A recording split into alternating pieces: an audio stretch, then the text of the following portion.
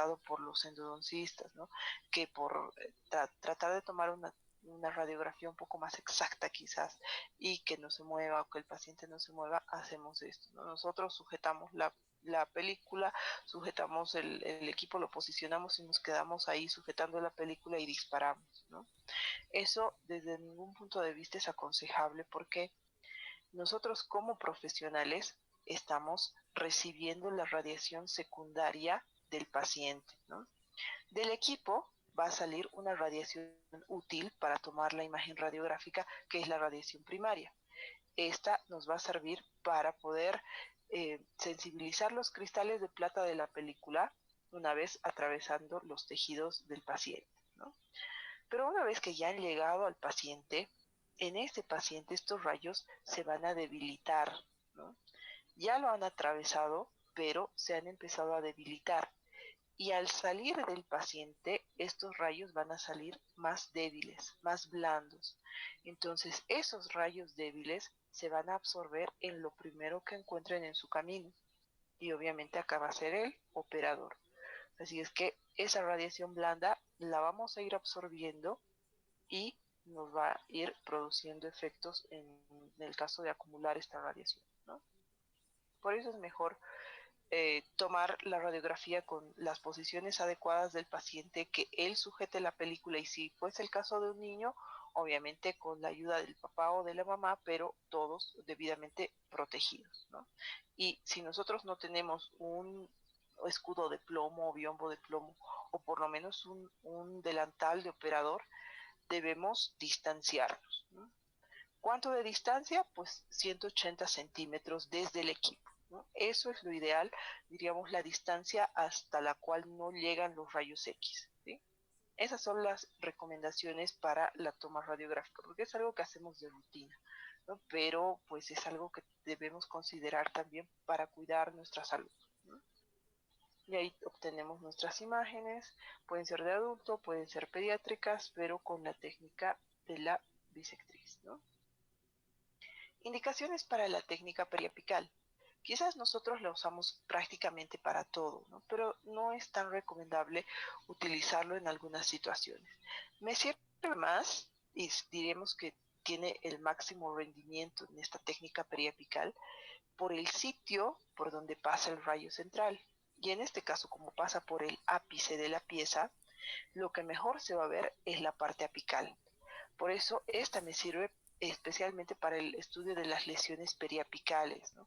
Para ver si tengo alguna lesión o un proceso osteolítico en la parte apical, o si hay un espacio periodontal ensanchado, o si hay características de ser una lesión tipo granuloma o quiste, ¿no? Cualquiera de estas lesiones que están en la parte apical sí van a tener mucho rendimiento en esta técnica.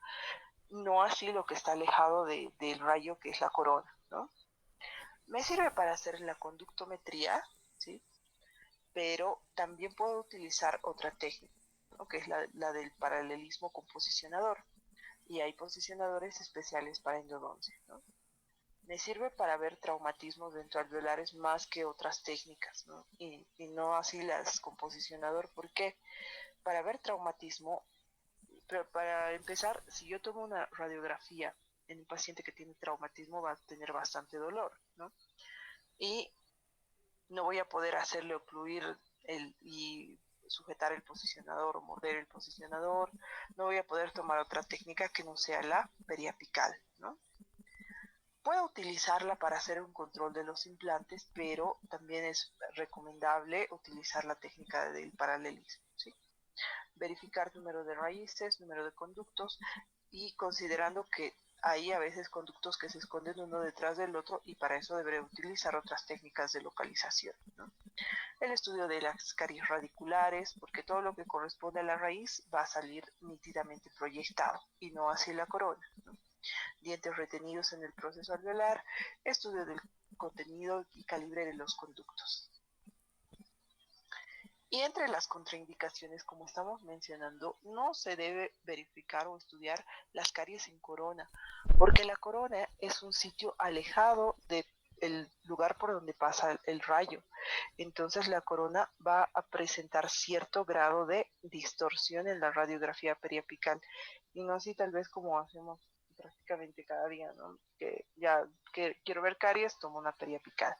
No sería lo más aconsejable, ¿no? Hay técnicas especiales para ver corona, entonces utilizar mejor estas otras técnicas. No se puede determinar la profundidad de caries en caras libres y eso en prácticamente ninguna técnica radiográfica, ¿no? Porque van a salir sobreproyectadas. Si quiero ver profundidad en caries vestibulares o palatinas o saber si realmente esa caries está en vestibular o en palatino, debo verlo clínicamente primero y si quiero ver la profundidad debo tomar una tomografía, no hay de otra manera, ¿no? Y es difícil diferenciar radiográficamente erosiones, abrasiones, abfracciones con respecto a caries, ¿no? Así es que esto hay que llevarlo de la mano con la parte clínica, ¿no? Vemos la técnica interproximal o aleta de mordida. En esta técnica nosotros podemos utilizar diferentes tipos de películas, ¿no? Está la película prefabricada que las venden en las casas dentales, que es la película número 4, ¿no? Es un poco más larguita, con una aleta, ¿no? O podemos utilizar nuestra misma radiografía periapical acondicionada con una aletita en la cara activa, ¿no? O hay a veces hasta stickers para pegar en la cara activa que son para aleta de mordida o como unos sobrecitos de cartulina para aleta de mordida, ¿no? No importa la manera en la que nosotros acondicionemos nuestra película, pero debe tener una aleta en la parte media de la cara activa, ¿no? Que va hacia la parte externa, la aleta, ¿no? Y por dentro, hacia los dientes, está la cara activa de esta película. Y se coloca de esta manera, ¿no? Ahí está la película y su cara activa y la aleta y el paciente la va a morder, ¿no? Va a morder la aleta. Tratando de no curvar mucho la película, la aleta entra de esta manera y esta técnica se llamará interproximal porque los rayos van a pasar por los espacios interproximales de las piezas, ¿no? Por ahí entran los rayos, incidiendo en las coronas de las piezas, ¿no?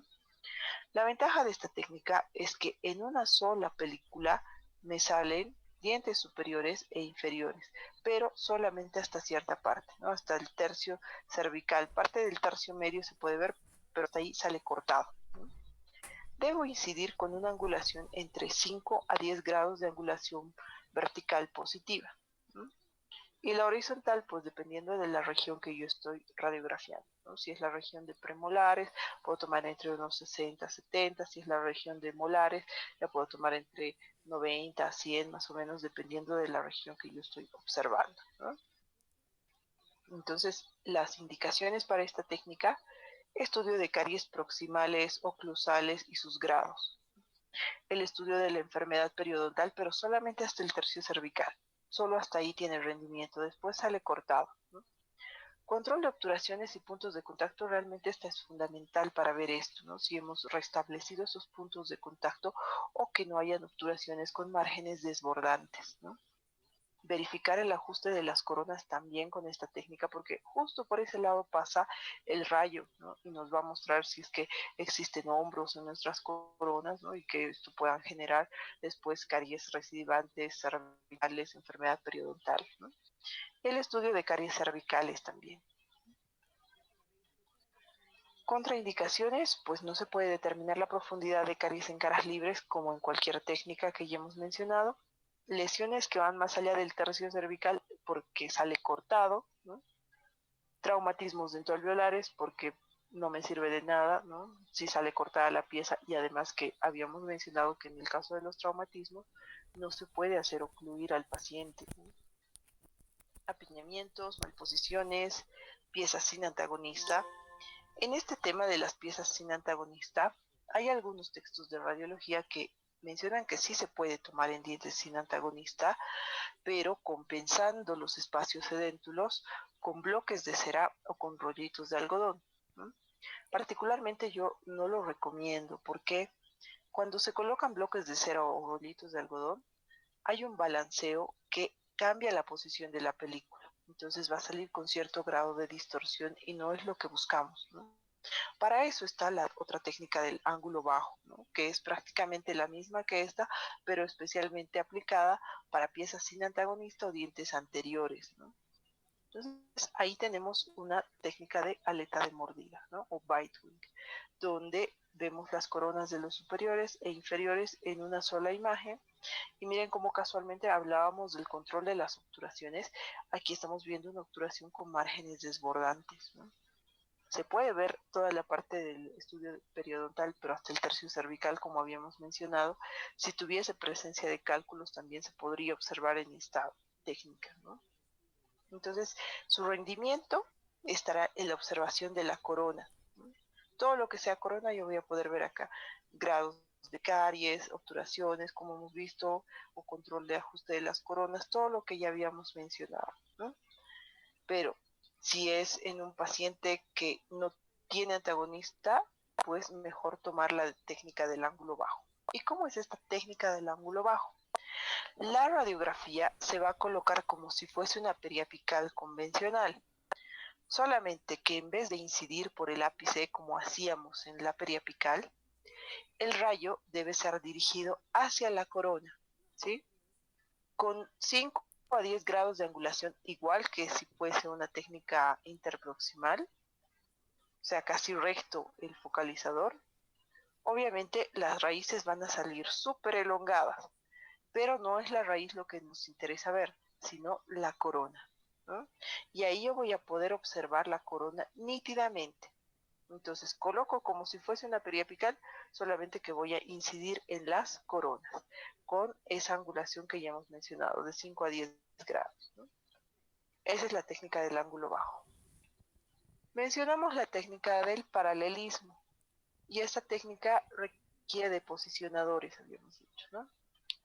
Los posicionadores los podemos encontrar en diferentes variedades, ¿no? Vienen netamente plásticos o algunos vienen metal plástico, ¿no? Quizás los tienen en su consultorio, quizás los han visto también. Hay unos que vienen en unas cajitas que son así tipo tupper, redonditas, ¿verdad? Y esos son completamente plásticos. Y hay otros que vienen en unas maletitas, ¿no? Las cuales vienen separados los accesorios, varillas aparte, los aros aparte y los respaldos de la película aparte, ¿no? Entonces, cualquiera de los posicionadores que tengamos nos van a servir de la misma manera, solamente que hay ventajas y desventajas respecto a unos con otros, ¿no? Aquí estamos viendo en este ejemplo uno que es completamente plástico, ¿no? Entonces, estos que son de plástico prácticamente son un poco más cómodos en el momento de colocarlos en la boca del paciente porque la acodadura que tienen es más corta y pues estira menos el carrillo del paciente y lastima menos.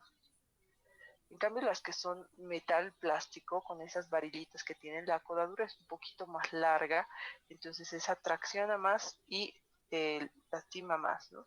Pero la ventaja de esas que son con varillita metálica es que también nos pueden servir para el radiovisiódromo, ¿no? Entonces eso podríamos analizarlo, ¿no?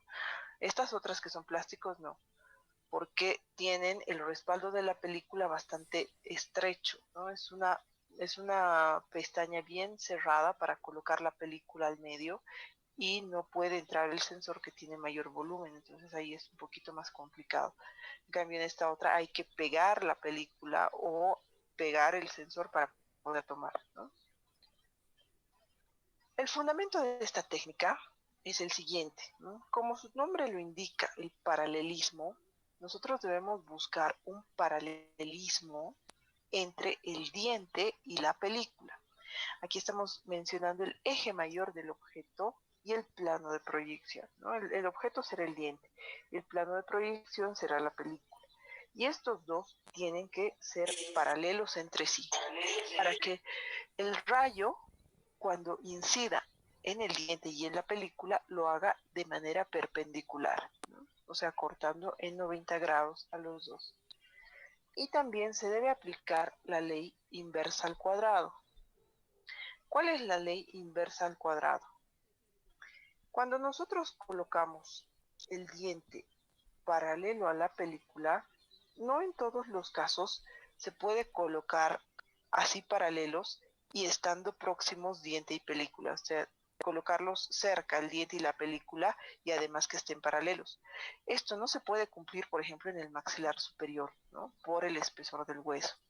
Esto es posible más fácilmente en la región de molares y premolares inferiores, pero ya en la parte superior o en los dientes anteriores es un poquito más complicado, ¿no? Poner paralelos diente y película. Y cuando se logra colocar paralelos el diente y la película, se tiene que alejar un poquito la película para lograr ese verdadero paralelismo. Entonces, al alejar la película del diente, lo que ocurre es que como hay mayor distancia entre los dos, entre diente y película, en la película la imagen me saldría mucho más grande, magnificada o amplificada. Y para compensar este grado de magnificación o de amplificación, es que yo debo dar mayor distancia entre el diente y el rayo central, o sea, el equipo, ¿no? Debo alejar un poco el equipo, el doble de la distancia, para que los rayos salgan más paralelos y compense esa distancia entre diente y película, ¿sí? Esa es la ley inversa al cuadrado. Y por eso los posicionadores vienen con estas varillas ya prefabricadas con esta distancia recomendada, ¿no? Para eso es el arito y la varilla que le da esa distancia, porque a esa distancia es que se logra el paralelismo y se logra que los rayos salgan más paralelos y no haya esa magnificación, ¿no? Entre las indicaciones de esta técnica está, pues, es la técnica de elección en el estudio de la enfermedad periodontal destructiva, porque me va a mostrar los grados de reabsorción sin ninguna distorsión, o sea, me da una relación verdadera de la localización del hueso respecto al diente, ¿sí? Esto porque las angulaciones con el paralelismo y el posicionador ya vienen predeterminadas. En cambio, si yo tomo con bisectriz, a veces por darle más angulación o menos angulación, hago que el hueso se proyecte o más arriba o más abajo, pudiéndome mostrar como si tuviese enfermedad periodontal en el caso de que no lo tenga, o escondiendo la enfermedad periodontal que tenía por estas angulaciones mal aplicadas. Entonces esto no ocurre y ya no vamos a tener ese problema con respecto del nivel del hueso. Me sirve para ver el estudio de caries y sus grados, excepto caries incipientes y muy incipientes. Cuando coloco este diente paralelo a la película, el rayo ya no va a incidir ni en la corona ni en el ápice, sino en la mitad de la pieza. Por tanto, toda la pieza va a salir bien proyectada. No van a haber sitios que no tengan mejor nitidez o mejor calidad de imagen que otros, como en el caso de la periapical, que solo me mostraba el ápice, ¿no? Que la corona salía con cierto grado de distorsión. En este caso no ocurre eso. Todo el diente sale bien proyectado y yo puedo estudiar caries tranquilamente con esto. Lesiones periapicales también, porque habíamos dicho que el ápice se ve tranquilamente sin ninguna distorsión. Me sirve para la conductometría, tomando en cuenta que hay posicionadores especiales para endodoncia. Si compran los que son de marca Cone, hay uno que es endo y viene con un signo más, ¿no? Este tipo de posicionadores vienen con un bloque de mordida mucho más alto, de forma triangular y un poco más grueso, ¿no? El cual se va a apoyar en la pieza vecina de la cual estamos tratando. Entonces, no vamos a tener el problema de que la lima se introduzca más en el conducto y no vamos a tener ese problema de lesionar el ligamento periodontal, ¿no? O sobrepasar nuestro límite. Entonces, todo esto debemos considerarlo en el momento de comprar los posicionadores si es que lo hacemos, ¿no? También puedo verificar número de raíces y número de conductos, tomando en cuenta que hay otras técnicas de localización si es que lo requiero, ¿no? El estudio de caries radiculares, dientes retenidos en el proceso alveolar, o estudio de contenido y calibre de conductos, al igual que con las periapicales, ¿no? Contraindicaciones, pues no se pueden ver caries incipientes y muy incipientes porque son muy pequeñas y a veces hasta se sobreproyectan un poquitito con el bloque de mordida o la gomita y a veces no se distinguen mucho. No se puede determinar la profundidad de caries de caras libres como en cualquier técnica radiográfica que ya hemos mencionado, Tampoco se debe usar en traumatismos dentoalveolares porque habíamos dicho que si hay un traumatismo va a estar súper sensible la región, el paciente no va a poder ni tocar su diente y menos ocluir para poder sujetar el posicionador. Y si logramos controlar el dolor y logra ocluir, los dos fragmentos del traumatismo o de la fractura se van a unir y no voy a poder ver dónde está el trazo de fractura, así es que no me va a servir de ninguna manera. Es difícil acceder en apiñamientos y malposiciones. En este caso de los apiñamientos, siempre me va a salir una sobreproyección y no voy a poder observar nítidamente, ¿no?, la pieza. Entonces hay ciertos sitios que sobresalen más que otros y a veces no se coloca de manera adecuada el respaldo de la película y tengo distorsiones, ¿no? Ahí estamos viendo un posicionador metal plástico, como estamos viendo acá, la varilla es metálica, ¿no? Este es el respaldo de la película, siempre vienen con un bloquecito de mordida y este arito, ¿no? Y la idea es hacer coincidir el aro con el focalizador del equipo de tal manera que coincidan perfectamente, ¿no?, que no haya ninguna brecha en ningún punto de este aro con respecto al aro del focalizador. Esa es la única recomendación para esta técnica, porque después es súper sencilla, ¿no? Y nos evita los errores. Ya no necesitamos estar viendo angulaciones y prácticamente nos sale sin error y no necesitamos repetirlas, ¿no? Entonces es muy cómoda para el operador. Para el paciente en algunos casos sí, en otros es un poquito más incómoda, pero al final pues es, diríamos, una gran ventaja porque nos evita que tengamos estos cortes de cono o fallas con las angulaciones que hacen que tengamos que repetir la imagen, ¿no? Si vemos acá ya está ocluyendo el bloque de mordida y estamos haciendo coincidir el aro del posicionador con el aro del equipo, ¿no?, del focalizador. Puede ser para la región posterior también de la misma manera, ¿no? Los que vienen con acodadura son para la región posterior, ¿no? Y reconocemos la imagen tomada con paralelismo porque se puede distinguir muy bien el bloque de mordida, ¿no? Si vemos acá sale la gomita en la radiografía o el plástico de bloque de mordida, pero siempre sale esta proyección de ese bloque de mordida. Así es que esto es nuestro parámetro, diríamos, para reconocer que realmente nos han tomado esta técnica con paralelismo y no es una periapical convencional, ¿no? Vemos la técnica de Clark, que tanto hemos mencionado, ¿no? Esta técnica también se llama del deslizamiento o del desplazamiento o la técnica del objeto perdido, ¿no? Aquí estamos viendo el fundamento de Clark en realidad, ¿no? Cuando nosotros tomamos una radiografía periapical convencional, hay muchas estructuras que se pueden esconder una detrás de la otra, ¿no? Por ejemplo, acá tengo este rombito y tengo este círculo. Si proyecto a este nivel, yo lo voy a ver como esta figura, ¿no? Como entre un rombo y un círculo, pero uno detrás del otro. Y si tuvieran la misma forma, se esconderían perfectamente uno detrás del otro, ¿no? Y no podría saber si en realidad son dos o es uno solo, ¿no? Pero si yo incido con el rayo desde mesial o desde distal, ahí voy a generar una desproyección de las estructuras, ¿no? Voy a lograr que esta se proyecte acá y esta se proyecte acá, o esta aquí y esta acá, de tal manera que pueda saber que realmente son dos. Ese es el fundamento de Clark, ¿no? La desproyección.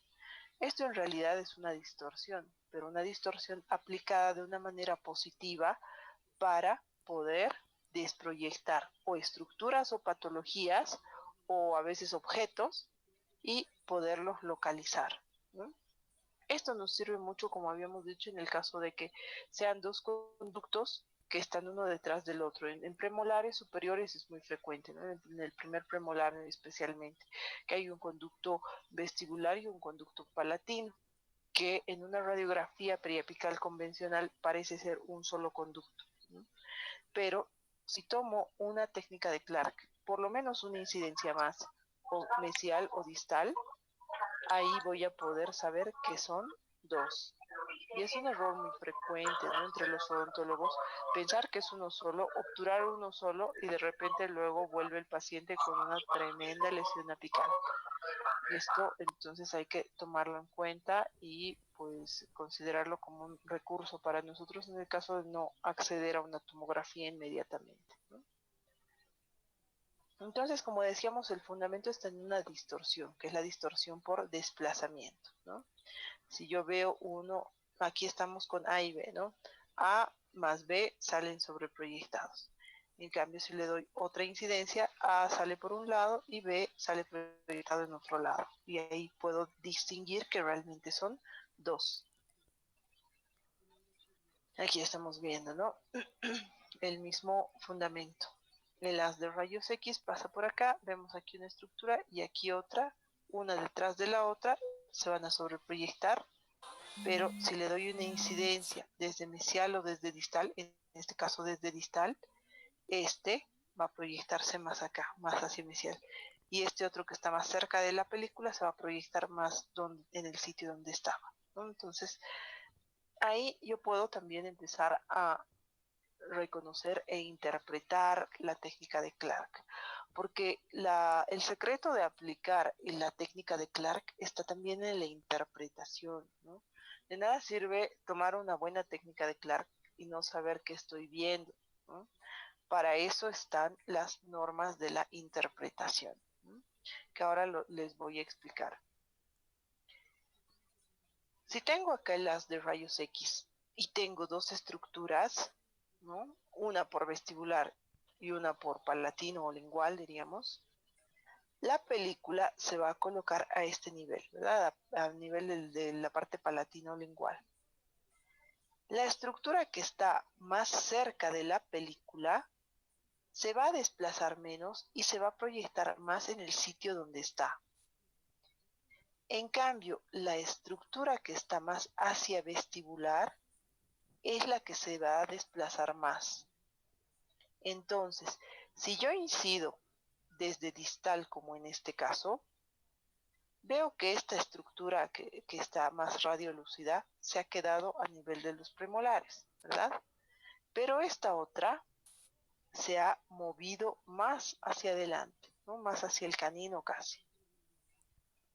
Si yo incidiera desde mesial, esta estructura se va a mover más hacia los molares y esta se va a quedar casi ahí. Se desplazará un poquito más a este lado, pero se va a quedar casi ahí. No se va a mover mucho porque está cerca la película. En cambio, esta que está en vestibular es la que más se va a desplazar.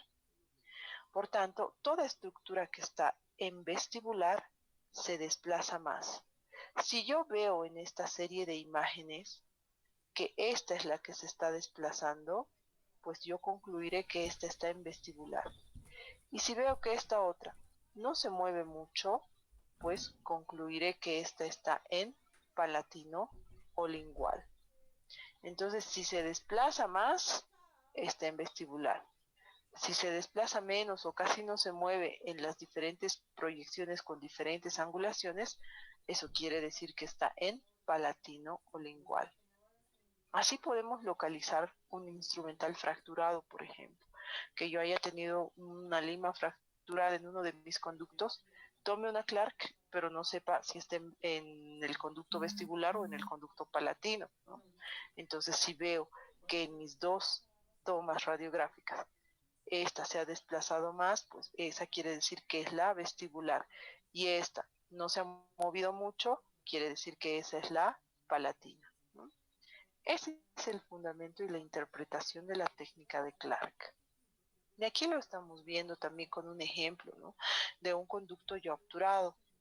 Cuando tomamos una radiografía periapical convencional, diríamos, o la imagen céntrica, vemos que a pesar de este conducto estar obturado y que se distinguen mucho mejor estos conductos, aquí podrían parecer dos, pero acá pareciera que fuese solo uno, ¿verdad? Sí tenemos signos radiográficos indirectos de que puedan ser dos, por ejemplo el doble contorno radicular, pero eso en este caso no me está ayudando mucho. Y no se va a poder distinguir, diríamos menos, no vamos a poder verlo casi nada, en el caso de que los conductos no estuviesen obturados, si contenieran todavía pulpa, ¿no? Entonces ahí es más difícil. Pero al tomar Clark, esto estamos simulando una técnica de Clark, ¿no? Al tomar Clark con diferentes angulaciones, yo puedo empezar a desproyectar las estructuras y ya no veo un solo conducto, ¿no? Aquí veo que realmente eran dos, y en este otro ya puedo ver que en realidad son 4 conductos, ¿no? De lo que tal vez parecía 3 o parecían 2 en un inicio. Entonces, para eso me sirve la técnica de Clark, ¿sí? Esto es importantísimo porque a veces no siempre el paciente que nos llega viene, diríamos, en un horario donde ya no están trabajando los centros y que realmente necesito en ese momento localizar algo, ¿no? Y en ese caso, entonces ya puedo aplicar Clark en mi consultorio con mis radiografías periapicales, ¿eh? Entonces es algo que es de mucha utilidad para nosotros. Igual en el tema de los primeros molares, para poder ver muy bien cada una de las raíces y cada uno de los conductos, tomo diferentes incidencias. Esta es la céntrica o la central, donde yo puedo ver bien el conducto palatino, pero esta ya es la mesioangular y esta es la distoangular, donde me permite ver cada una de las otras raíces y conductos nítidamente, ¿no? Así vamos aplicando la técnica de Clark. Aquí están las indicaciones entonces. Verificar número de raíces y número de conductos, ¿no? Esto yo lo puedo hacer fácilmente como ya hemos visto en estos ejemplos, ¿no? Porque esta técnica es especial para localizar esto, número de raíces y número de conductos. Dientes retenidos en el proceso alveolar también. Y en el caso de los retenidos, me ayuda a determinar si el diente estará más próximo a la tabla vestibular o más próximo a la tabla palatina o lingual. Si en mis 3 tomas de diferentes incidencias o diferentes angulaciones, yo veo que ese diente retenido se va moviendo en cada una de las tomas, ahí sabré que está en vestibular. Pero si hago mi toma radiográfica y veo que ese diente retenido no se mueve mucho ni se desplaza mucho, entonces ahí sabré que ese diente está más próximo a la tabla palatina o lingual, ¿no? ¿Y cuánto se debe dar de angulación o cómo es la angulación desde mesial o desde distal? Pues esto es muy sencillo, ¿no? Tomamos como referente o como punto cero nuestra radiografía periapical convencional. Vamos a hacer con esto, ¿sí? Como punto cero o punto de inicio, nuestra radiografía periapical convencional. Y con las angulaciones predeterminadas para esta pieza, ¿no?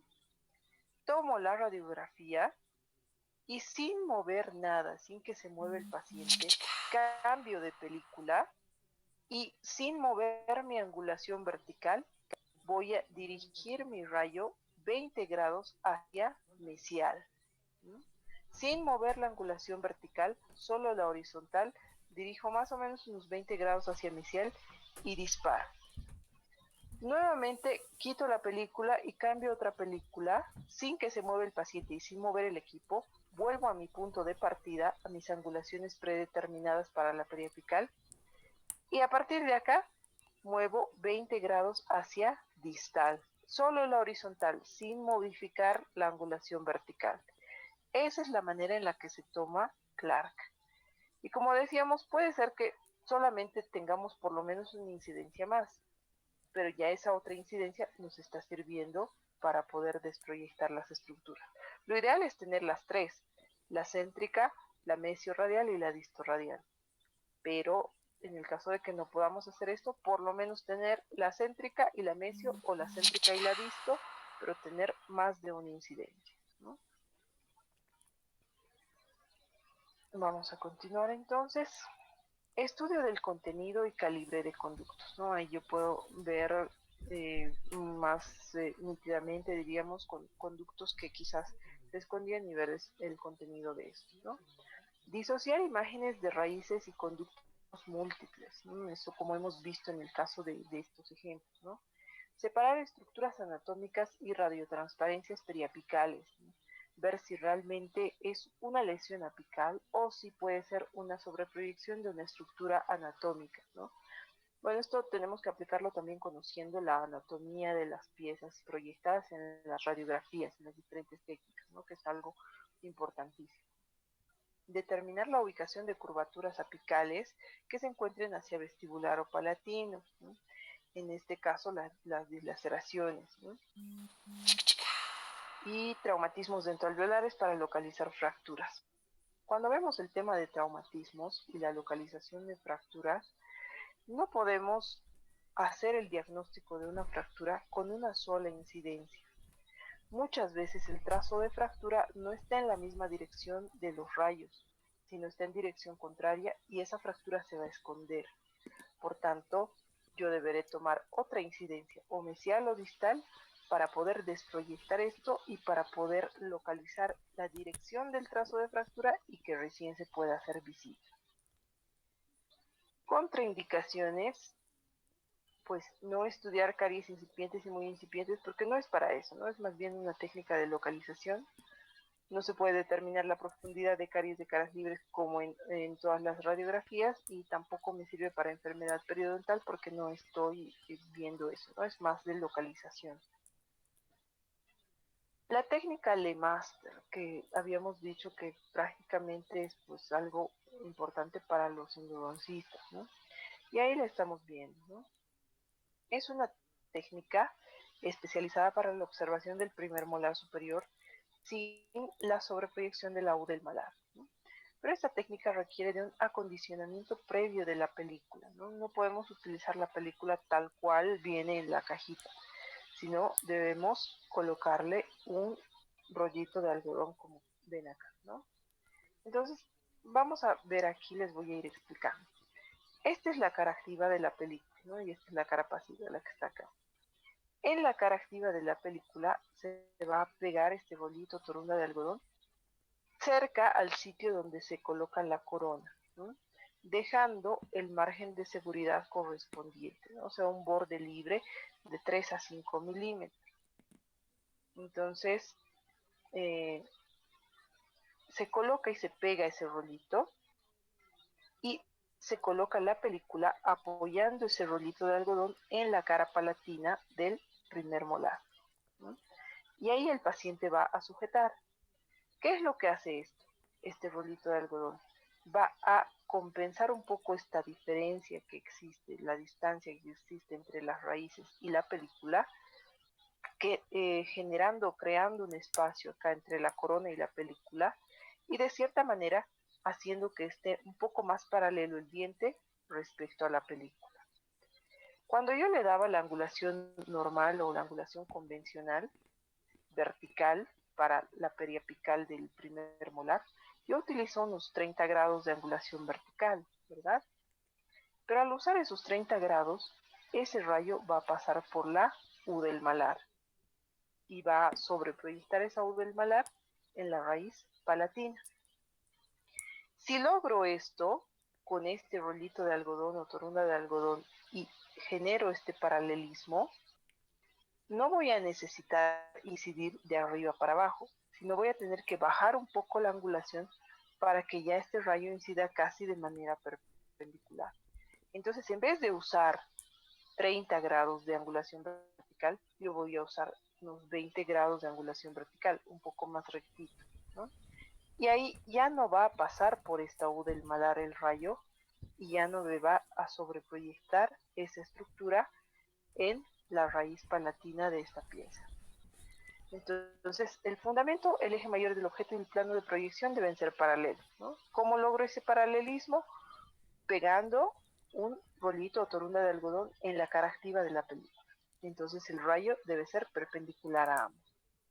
Y es de esta manera, ¿no? Entonces, si tomo la técnica convencional, paso por la U del malar y eso se va a proyectar en esta raíz palatina. Pero si genero este espacio, voy a bajar los rayos, ¿no? Voy a bajar la angulación, no va a pasar por esta estructura y no se va a sobreproyectar, ¿no? Esa es la idea de la técnica LeMaster. Vamos a continuar. Aquí está, ¿ven? Así se prepara la película, ¿no? La cara activa, esta es la cara lisa, no la que tiene el sobrecito, sino la cara que es completamente lisa, dejando un poquito de borde libre o margen de seguridad. Y esto se irá a apoyar en la cara palatina del primer molar. No tiene que estar mordiendo el algodón, sino apoyando esto en la cara palatina, ¿no?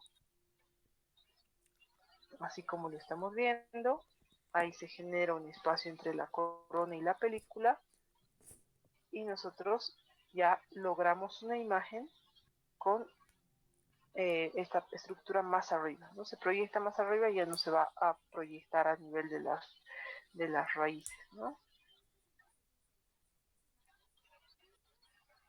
Y aquí con la técnica del Lemaster, miren, ya no se ve, ¿no? En este caso sí se sobreproyectaba. Y acá ya no se ve, ¿no? Entonces esa es la idea de la técnica Lemaster. Observar nítidamente el primer molar sin sobreproyección. Vamos a continuar entonces. Empezamos ya un poquito con la panorámica también porque es algo que hacemos todos los días, bueno, solicitamos todos los días, ¿no? Si bien nosotros no la tomamos, pero sí la vemos y pues la utilizamos bastante, ¿no? Un poquito de los antecedentes nada más para que lo conozcan, ¿no? Que en el año 1933 al 34 el doctor Patero, que se considera el padre de la radiografía panorámica, es el primero en realizar una técnica, pero de manera extraoral. Las primeras panorámicas en realidad se hacían con el equipo periapical, pero con una película intraoral, ¿no? Lo que se hacía era disparar a este sector, moverlo un poquito y disparar acá, moverlo otro poquito y volver a disparar y así ir recorriendo toda la arcada, pero con una película intraoral. Ese era el primer intento, diríamos, de una radiografía panorámica. Pero la desventaja de esto es que no se tenía una distancia adecuada hasta dónde llegaba el alcance de los rayos y dónde debería empezar a exponer. Entonces habían áreas que eran expuestas 2 veces y áreas que no alcanzaban a ser expuestas. Entonces las áreas que eran expuestas 2 veces se proyectaban como franjas más oscuras o negras y la radiografía salía así como a rayas, ¿no? Como con franjas o bandas entre más blancas y otras más oscuras. Así es que el doctor Patero prueba con una radiografía con un chasis curvo, en realidad, que si ven que es como un casco, ¿no? Que está alrededor de la cabeza del paciente, donde dentro de este chasis curvo estaba la película y utilizando el equipo intraoral, ¿no? Pero que el rayo incidía por la parte posterior, ¿no? O sea, sí pasaba por el cráneo y salía por la parte anterior el rayo y como estaba muy cerca en la película de las piezas dentarias, entonces salía bien proyectado. Obviamente la imagen era buena, pero la radiación que incidía en el cráneo pues generaba ciertos efectos. Entonces en este caso pues ya los equipos se han ido modificando y han ido mejorando su construcción y hasta llegar al equipo que conocemos ahora, ¿no? Pero esta técnica va a tener o seguir los principios de la tomografía.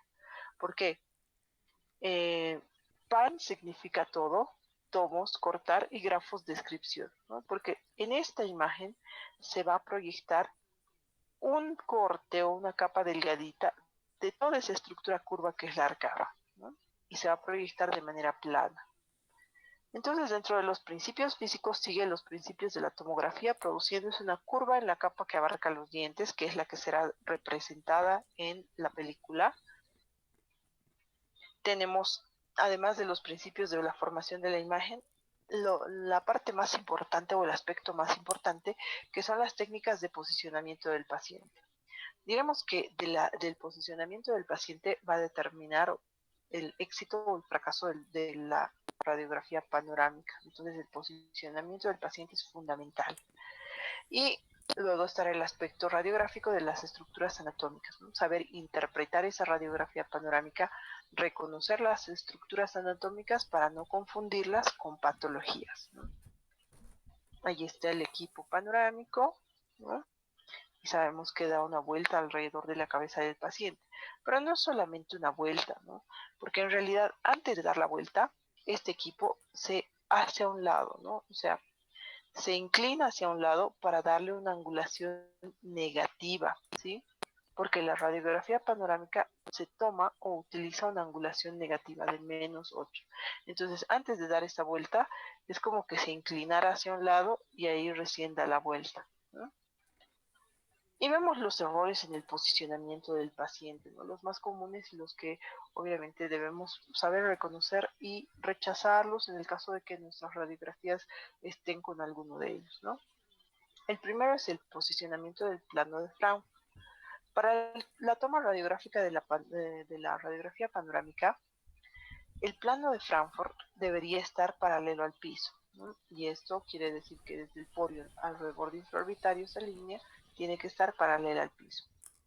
Si no ocurre esto, ¿no? Si este plano de Fraunhofer no está paralelo al piso y el paciente, como en este caso lo vemos, tiene la cabeza demasiado reclinada hacia atrás, ¿no? Lo que hace es esto, ¿no?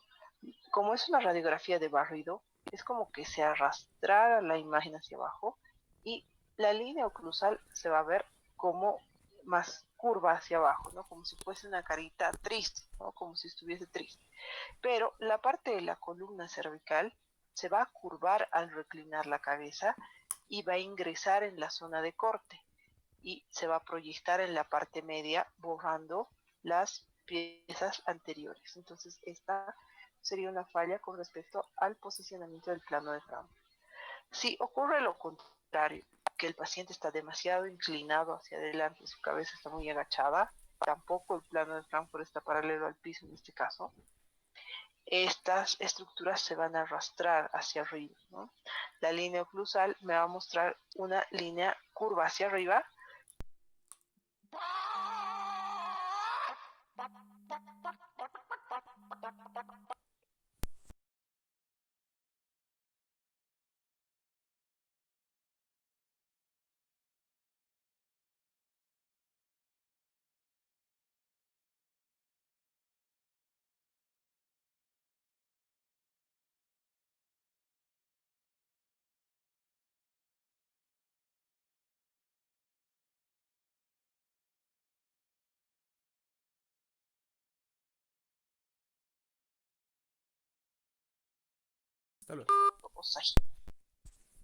El equipo va a tener un sistema de luces que salen proyectados sobre la cara del paciente, trazándome en la cara del paciente donde debe ir este plano medio sagital.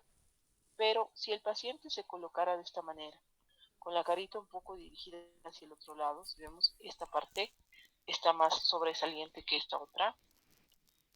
Al tomar la radiografía, esta parte que está más sobresaliente va a estar más cerca de la película que esta otra que está más atrás. Esta está más alejada de la película al dar la vuelta a la película. Entonces, lo que está más cerca de la película se va a proyectar un poco más nítido, pero lo que se aleja de la película se va a magnificar o agrandar. Entonces, en mi radiografía yo voy a tener como si el paciente fuese asimétrico, ¿no? La mitad de cierto tamaño y la mitad de otro tamaño. Si vemos aquí hay una discrepancia muy grande entre las ramas ascendentes y los molares de este paciente, ¿no? Entonces ahí ya estaría viendo un error. Esto es a veces un poco menos perceptible, entonces hay que tener en cuenta que hay parámetros para determinar si es este error, ¿no?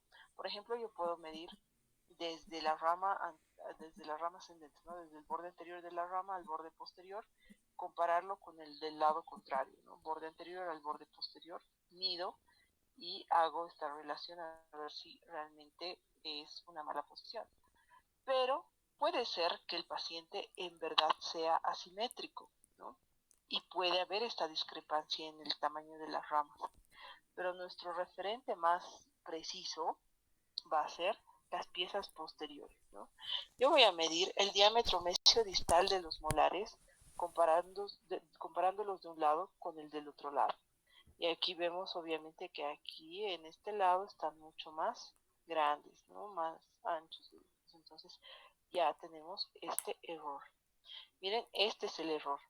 No, no es tan perceptible tal vez en algunas regiones, pero hay ciertas características. Si vemos, aquí el diámetro de la rama ascendente es menor comparado con este, y también el diámetro mesiodistal de los dientes, ¿no?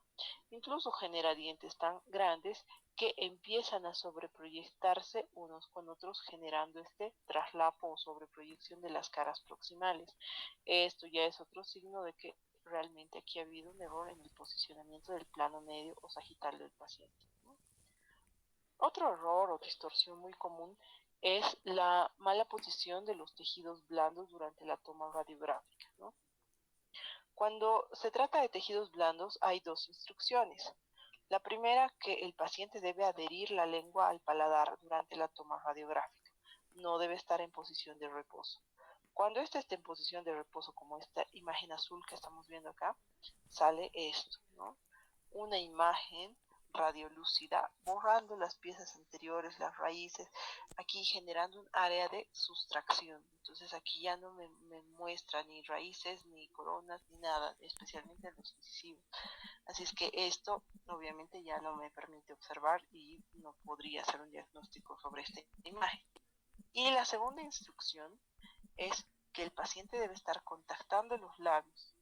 Si tiene la boca abierta o semiabierta, va a generar un espacio de aire que también va a proyectarse como un área radiolúcida medio ovoidal, ¿verdad? Como estamos viendo acá. Y eso me borrará las coronas de los dientes anteriores. A veces esto no se percibe mucho y se confunde muy a menudo con caries en las coronas, en caras libres. Entonces, esto debemos saber que es un error, ¿no? Cuando vemos así una imagen medio ovoidal en la parte anterior y radiolúcida, entonces eso es porque no ha adherido bien sus labios el paciente. Y ya una vez tomando en cuenta estos parámetros del posicionamiento del paciente, deberemos hacer el control de calidad de nuestra imagen radiográfica, ¿no? Lo que se llama critical negativo, para ver si realmente es una radiografía óptima o si es que necesitamos mandar a repetirla por alguna de estas características que no se haya cumplido, diríamos, dentro de los estándares de calidad.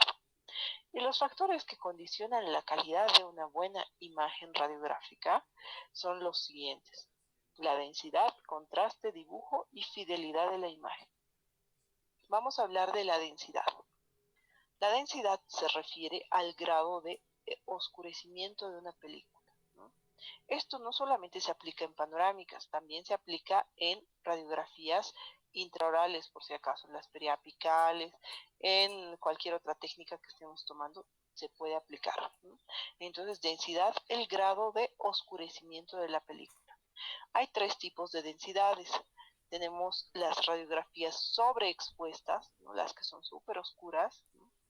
Las radiografías subexpuestas, que son blancas, así claritas como esta, por ejemplo, y las radiografías de densidad normal, ¿no? Las que me muestran una gran cantidad de tonos de gris y sus diferencias, ¿no? Entonces, yo debo tomar una radiografía con una densidad normal, ¿no? Esto quiere decir que yo he aplicado los factores adecuados para la exposición de esta imagen, ¿no? Que he puesto unos buenos tiempos de exposición, hablando del kilovoltaje, del miliamperaje y tiempo de exposición. Todos esos factores han sido adecuados. El contraste se refiere a la escala de grises que muestra una radiografía, ¿no?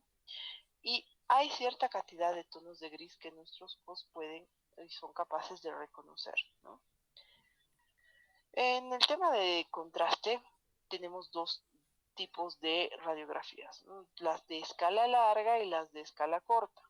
De escala larga cuando tiene una gran cantidad de tonos de gris que se pueden diferenciar, y de escala corta como esta cuando son realmente muy poquitos tonos de gris. El ojo humano es capaz de reconocer hasta 33 tonos de gris, pero no todos los ojos pueden reconocer esa cantidad de tonos de gris, ¿no? Un ojo muy bien entrenado, que tenga bastante experiencia, que trabaje prácticamente muchos años con imagenología, es capaz de reconocer máximo hasta 28 tonos de gris. Y un ojo no muy entrenado, pues podría reconocer hasta 22, 20, entonces hasta 15 incluso. Mientras más radiografías veamos, más vamos a entrenar nuestro ojo y ser capaces de reconocer más características, por tanto poder diferenciar ciertos detalles que quizás al principio no veía. Entonces esto, como habíamos dicho la práctica hacia el maestro, ¿no? Y eso es algo que debemos considerar. Tenemos el dibujo. El dibujo es la capacidad de poder reconocer bien definidos los límites y los contornos de las estructuras y de las lesiones, ¿no? Este dibujo generalmente se afecta o se altera cuando el paciente se mueve durante el disparo, o cuando el equipo no está bien calibrado, o cuando hemos puesto malas angulaciones, ¿no? Y la fidelidad de la imagen se refiere a la isometría e isomorfismo, ¿no? O sea, que tenga el mismo tamaño y misma forma. En algunos casos, como en la panorámica, esto no se puede cumplir, ¿no? Porque sabemos que si es una panorámica convencional, va a tener siempre un grado de distorsión que es un 25 a 30% de magnificación. Pero si fuese una panorámica digital, si bien sabemos que las digitales son 1 a 1, no siempre son tan exactas.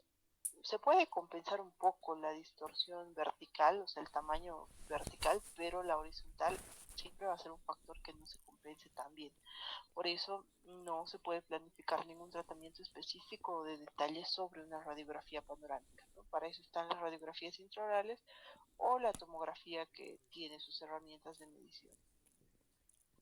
Aquí estamos viendo otro error, la sobreproyección de la columna en la parte anterior, ¿no? Esto obviamente cuando no estamos cumpliendo las normas de posicionamiento adecuado del paciente. Cuando este paciente tiene la cabeza muy reclinada, se curva la columna, entra en el corte y se proyecta borrando toda la zona anterior.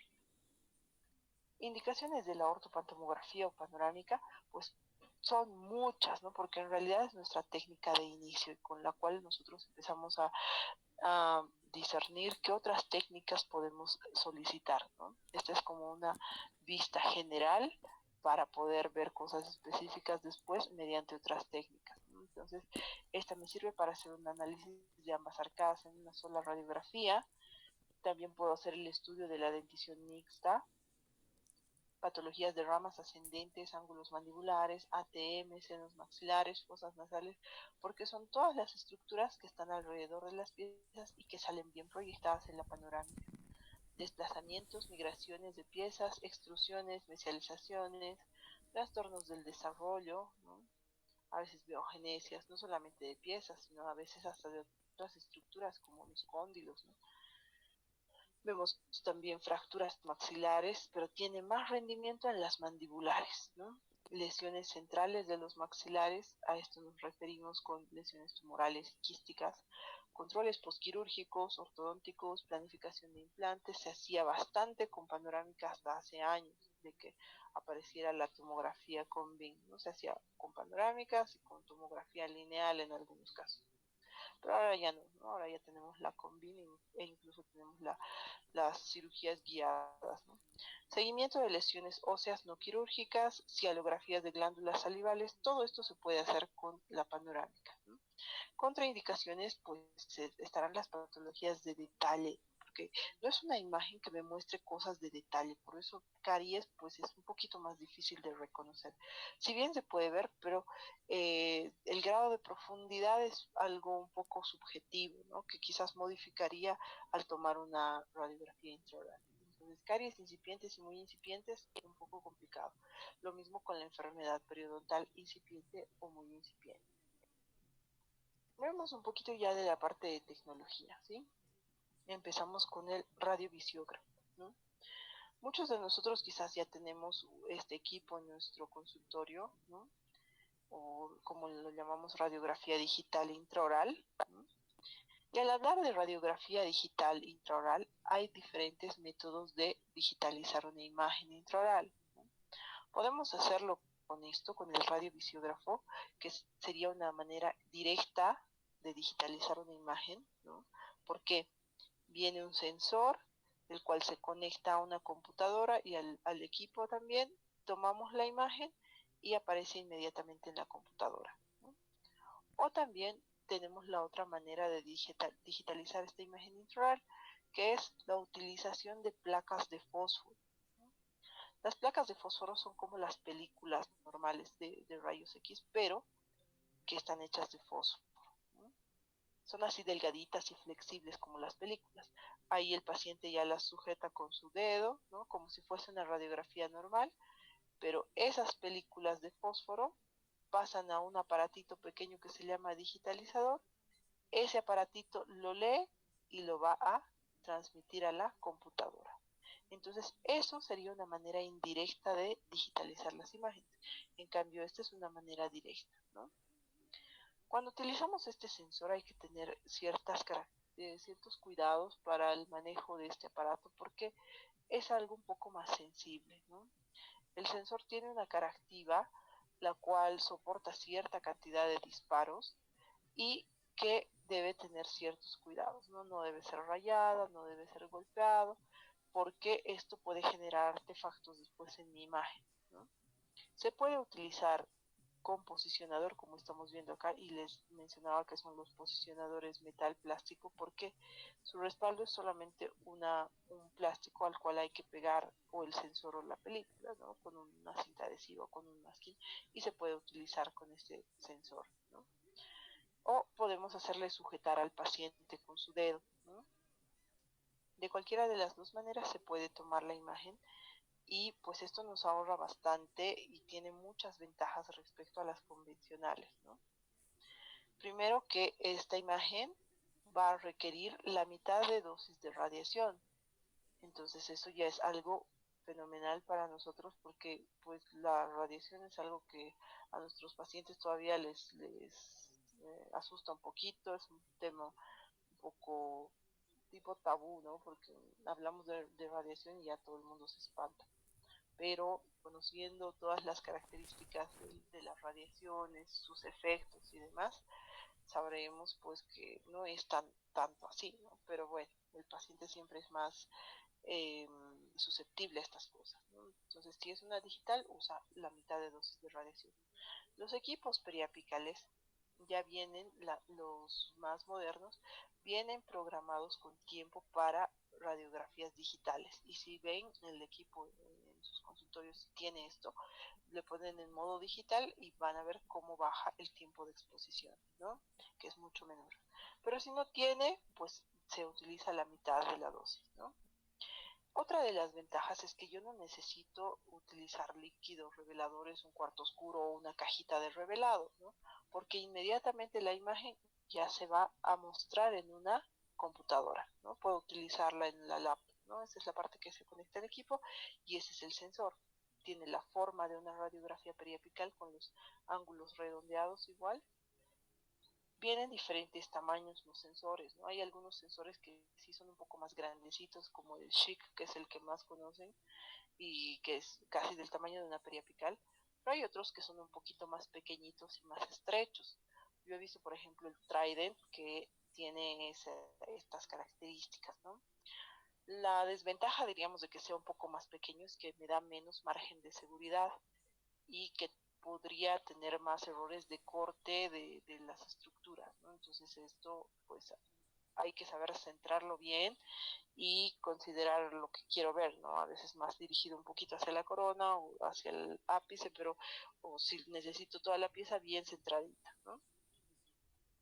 Sabemos que es una estructura un poquito más rígida y con mayor volumen, así es que el posicionamiento en la boca del paciente es mucho más difícil, ¿no? Si bien viene con sus bolsitas o nosotros le compramos bolsitas, esas bolsitas hacen que este sensor resbale dentro de la bolsa. Entonces ahí ya se hace difícil porque se va a mover un poco y a veces me sale cortada por esto, ¿no? No porque no haya colocado bien, sino porque se resbala y se mueve, más si el paciente lo está sujetando. Entonces yo generalmente lo que hacía era colocarle un dedo de guante cortado sobre la bolsita para que lo ajuste más y que el paciente sujete obviamente con el dedo del guante ya no va a resbalar tanto y va a ser más fácil tomar la imagen, ¿no? Entonces estos tips quizás los puedan aplicar si es que tienen el sensor en su consultorio, ¿no? Y pues este sensor que estamos viendo acá es, diríamos, diferente a la película porque la película tiene cristales de plata, ¿verdad? Estos cristales de plata se sensibilizan y después en los líquidos estos son oxidados, algunos se quedan, otros se desprenden y ahí vemos la diferencia en los tonos grises y blancos. Pero en este no hay cristales de plata, sino son varillas de fósforo, ¿no? Es como si fuese un enrejado, ¿no? De varillas verticales y varillas horizontales. El entrecruzamiento de una varilla vertical con una varilla horizontal se llama par de líneas, ¿no? Y esto está conformado entonces por pares de líneas. Mientras más pares de líneas tenga este sensor, la imagen que me va a dar va a ser de mejor calidad. Es por eso que incluso hay sensores que son muy baratos, ¿no?, en el mercado, pero de los cuales realmente la imagen es malísima, ¿no? Incluso la imagen convencional le supera muchísimo a la imagen que dan algunos sensores, y es por esto, ¿no?, por la cantidad de pares de líneas. Entonces, al comprar el sensor debemos preguntar cuántos pares de líneas tiene, ¿no? Generalmente son 22, pero si fuesen más, pues es mucho mejor, ¿no? Ahí vemos la imagen ya obtenida, ¿no?, la imagen digital. Otra de las ventajas de que, además de que no necesito procesarla, que sale inmediatamente y que pues me evito tener que estar comprando líquidos y pues las características para poder procesar un cuarto oscuro o una cajita de revelado, lo que yo voy a tener como ventaja es que puedo compensar algunas características de la toma radiográfica, ¿no?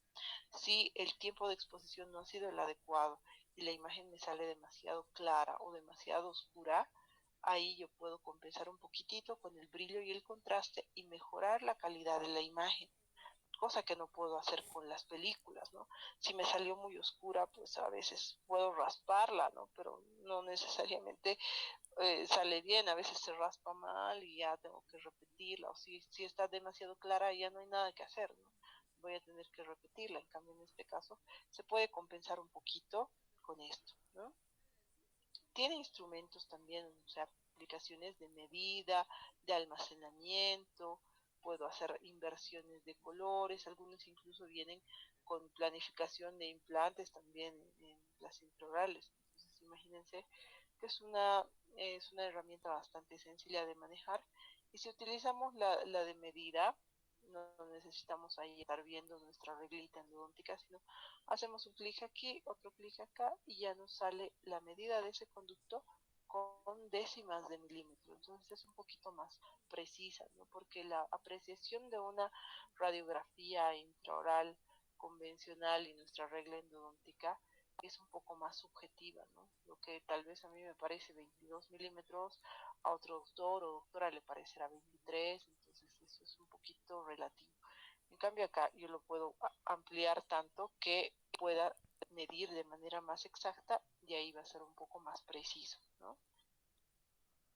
Entonces puedo tomar también una serie, ¿no?, una serie o una seriada con el sensor y puedo imprimir esas imágenes, ¿no? Las puedo imprimir en papel fotográfico, las puedo imprimir en un papel normal, las puedo guardar, y la ventaja es que ya no se pierden las imágenes, ¿no? Ahí ya se la puede llevar el paciente, yo puedo tener una copia, el odontólogo otra copia, entonces ahí pues se socializan las imágenes y nos evitamos eso de que el paciente ha perdido su imagen, tengo que mandarle a repetir, a veces nos toma más tiempo, o era un caso especial que me hubiese gustado documentar, o quizás desarrollar un artículo acerca de esto, pero se lo ha llevado el paciente. En este caso ya no hay eso porque ya puedo tener una copia de la imagen y puedo almacenarla para mis archivos, ¿no? Esto es parte de la tecnología del futuro del presente y en realidad ya existe, ¿no? Que hay sensores que se pueden conectar a los iPods, ¿no?, en dispositivos móviles, no necesariamente en una computadora, entonces es algo pues fenomenal, ¿no? Obviamente no ha llegado acá, pero sí existe, ¿no? Y vemos ahorita algunas diferencias también entre las imágenes convencionales y digitales, ¿no? Ahorita estamos viendo una convencional tomada con posicionador, ¿no? Vamos a ver algo de las panorámicas. Hemos visto ya la panorámica, ahí estamos tomando la panorámica de la misma manera que hemos visto que con las intraorales se puede hacer imágenes directas e indirectas, con las extraorales también se puede digitalizar de manera directa o indirecta. Directa es un equipo digital, ¿no?, que ya viene prefabricado, construido con un sensor. Entonces ahí yo tomo las imágenes e inmediatamente salen en la computadora. Por tanto, este no requiere de ningún aparato extra que se llama digitalizador, nada de eso, ¿no? Directamente pasa a la computadora. Lo malo es que es exclusiva de un equipo, ¿no? Si el equipo que me he comprado es digital, pues bueno, ya no puedo cambiarlo o no puedo prestarle a nadie la parte digital. Por eso es fija y además tiene conexión por un cable de fibra óptica, ¿no? En cambio, si yo quiero hacer radiología digital indirecta, esto es un poco, digamos, más fácil de compartir, en el caso de que un colega tuviese un equipo convencional y yo también. Puedo usar mi equipo convencional, pero necesitaré placas de fósforo, ¿no? Y como voy a usar placas de fósforo, necesito un digitalizador que lea estas placas de fósforo. La ventaja de esto es que yo puedo usar con diferentes equipos, ¿no? Si yo tengo un equipo convencional en mi consultorio, puedo usarlo y luego le puedo prestar a otro colega y puede llevarlo a su consultorio y puede tener también imágenes digitales, por eso es móvil, ¿no? Como habíamos dicho, a placas de fósforo. Entonces, son diferentes maneras de digitalizar una imagen, ¿no? Ahora hay ventajas y desventajas con respecto a una y la otra. A veces la directa, es un poquito más nítida que esta porque esta pasa por un proceso todavía de lectura que a veces puede tener algún gradito de distorsión, pero es mínimo, ¿no? Esta es un poquito más nítida, diría. Ahí ya vemos al operador observando la imagen panorámica en una computadora, ¿no? Hay herramientas, igual que con las intraorales, en las extraorales, que me permiten mejorar la calidad de la imagen. A veces me traen lupas que también me muestran con mayor nitidez ciertos sectores, algunas que son un poco más, digamos, más nítidas, ¿no?, que otras. Las puedo imprimir en acetato, como generalmente las reciben, ¿no?, como en película, ¿no?, o las puedo imprimir en papel fotográfico también. Aquí estamos viendo una panorámica digital, ¿no? Vemos que la calidad de esta panorámica es bastante aceptable, pero reconocemos también algunos errores, ¿no? Si ven acá, en esta radiografía panorámica, estamos viendo la falta de adhesión de la lengua al paladar. Entonces, esto ya es un error, ¿no? Esta ya impresa en un papel fotográfico, ¿no? Como habíamos dicho, se puede imprimir o en película o en papel fotográfico. A veces algunos prefieren más la película porque se han acostumbrado, ¿no? Otros prefieren el papel fotográfico por la comodidad de no necesitar de un negatoscopio, ¿no? Pero pues de cualquier manera se puede imprimir en cualquiera de las dos, ¿no? Esta es una convencional, por ejemplo, de cráneo. Miremos las características. Ven, los tejidos blandos se reconocen fácilmente, pero no es lo mismo que en esta otra, ¿no? De esta, pues la calidad de la imagen es un poco superior, ¿no?, a esta, a pesar de que esta no es mala, ¿no?, pero esta es mejor. Vemos en panorámicas. Esta panorámica es de un cráneo seco. No se espanten que no hay centros que entreguen panorámicas de esa manera, ¿no? Porque esta panorámica es de un cráneo, los que se utilizaban en anatomía, esos cráneos articulados, eso, ¿no? Y acá podemos reconocer también el papel de los tejidos blandos, ¿no?, que forman también parte de la imagen y ayudan a esa formación y a la nitidez. Por eso ahorita que es un cráneo seco, no se reconoce casi nada y está una imagen súper borrosa. Por eso los tejidos blandos y su absorción también juegan un papel importante en la formación de imágenes. Esta es una radiografía panorámica convencional. Diríamos que es bastante aceptable, ¿no? Tiene una buena calidad de imagen, pero la comparamos con la digital y obviamente esta es un poquito superior, ¿no? Reconocemos algunos detalles más nítidamente, por ejemplo, las laminillas óseas del trabeculado, ¿no? Se reconoce mucho más la diferencia entre la basal mandibular, ¿no?, la proyección de las coronas en las piezas, las raíces también. Entonces, pues hay imágenes de buena calidad, ¿no?, digitales o convencionales. Estas son otras herramientas de las imágenes digitales que se puede jugar con el contraste con el brillo, con la inversión de colores para reconocer algunas características, ¿no? A veces usamos también inversión de colores cuando no se puede reconocer el esmalte normal de una obturación, por ejemplo, ¿no? Ahí se pone en inversión de colores y ahí sobresalta más la obturación, entonces ahí ya podemos reconocer mejor esto, ¿no? Comparada con la de cráneo seco, obviamente, pues no hay comparación, ¿no? Empezamos un poquito a hablar ya de tomografía, ¿no? Hay tres tipos de tomografía: la lineal, la axial computarizada, que conocemos como TAC, pero que el término más adecuado actualmente es TEM, tomografía espiral multicorte, ¿no? Por la manera en la que el rayo es direccionado hacia el paciente, ¿no? Y la Combin o 3D, que usamos bastante, ¿no? La lineal venía con los equipos panorámicos, no es que es un equipo diferente, es un panorámico convencional, solamente que hay modelos de equipos que a veces venían así con el asientito mismo, que este era un instrumentarium que venía así, ha sacado una serie de equipos que han venido con asiento, pero bueno, la mayoría de los equipos vienen para que el paciente esté de pie, ¿no? ¿Qué me sacaba esta serie de cortes? La tomografía lineal, ¿no? Muy usada para la planificación de implantes hasta hace algunos años atrás, ¿no? Como podemos ver acá, ¿ven? Aquí ya se podía medir la longitud del hueso, podía ver la dirección de este hueso, pero no se puede reconocer muchos detalles con respecto a la anatomía, ¿no? La tomografía axial computarizada o espiral multicorte, como vemos acá, este es el primer equipo de tomografía, que realmente era bastante voluminoso, bastante grande. Los pacientes o las personas que se hayan tomado una tomografía médica sabrán que ahora el equipo no es tan diferente, pero es un poquito más compacto, ¿no? Pero tiene el mismo principio. Tiene como un orificio que es por donde sale el rayo en forma de espiral. Si vemos acá en este orificio, es hacia donde va a ir entrando el paciente en esta camilla, ¿no? Va ingresando y este rayo va saliendo de esta manera, así como una espiral.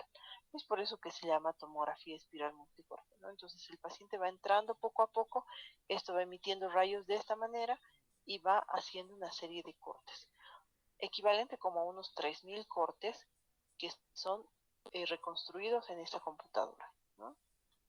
Ahí está.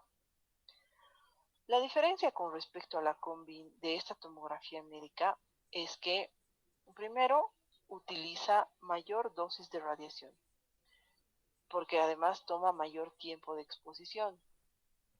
Esto generalmente dura como 1 minuto de exposición.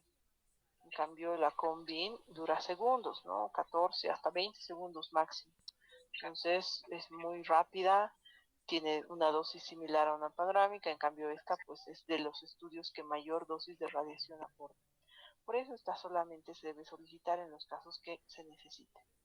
Si bien vemos la imagen, tiene ciertas características importantes, ¿no? Se reconocen incluso hasta los conductos, pudiéramos ver eso, pero no es la más adecuada para eso, ¿no? Esta me sirve para patologías maxilofaciales generalmente, porque acá voy a poder poner una ventana de tejidos duros o de tejidos blandos y ahí podré reconocer algunas lesiones que quizás no puedo ver en una Combin, ¿no?